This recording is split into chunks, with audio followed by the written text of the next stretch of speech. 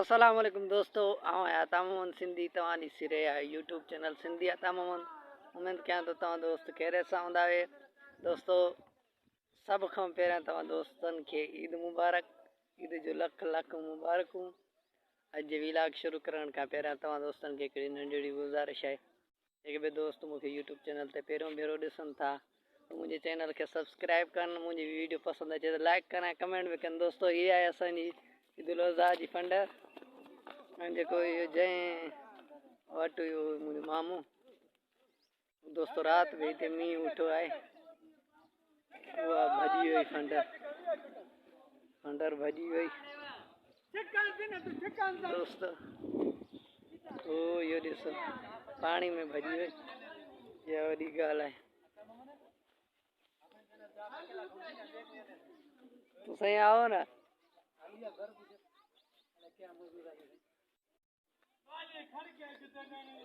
अस्सलाम वालेकुम दोस्तों, ये आहे असांजी मस्जिद जो इमाम पेश। असां इन मस्जिद में पंहिंजो ईद नमाज़ पढ़ीसीं। अॼु तव्हांखे ईद जे बारे में पैगाम ॿुधाइणु चाहिनि था, ॿुधायो अॻिते छो। दोस्तों, तव्हां समूरनि खे मुंहिंजी तरफ़ां पहिरियां त ईद मुबारक हुजूं। दोस्तनि खे जेके भगवता मोहम्मद जो चैनल ॾिसो था पिया, ऐं उन खां बाद में तव्हां असां अॼु के ॾींहं ते हज़रत सैयदना इब्राहिम अलैहिस्सलातु वस्सलाम जे क़ुर्बानी वारे अमल खे दुहाईंदा आहियूं। जेके दोस्त तव्हां असां क़ुर्बानी कयूं था पिया त पंहिंजनि अज़ीज़ अकारिब, पंहिंजनि बचनि समेत जेके ग़ुरबा मसाकिन तव्हां असांजे पाड़े में हुजनि, उन्हनि सभिनी खे यादि कजो। मुख़्तसर शुक्रिया दोस्तों।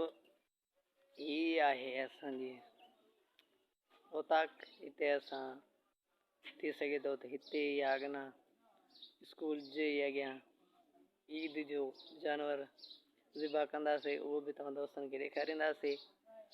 अॼु लाइ फ़िलहालु एतिरो ई। उमेद कयां थो त मुंहिंजी वीडियो तव्हां दोस्तनि खे पसंदि आई हूंदी। जेकॾहिं पसंदि आई आहे त पोइ लाइक कजो, कमेंट बि कजो ऐं मुंहिंजी वीडियो खे शेयर बि कजो ऐं मुंहिंजे चैनल खे सब्सक्राइब करणु न विसारिजो। अल्लाह हाफ़िज़।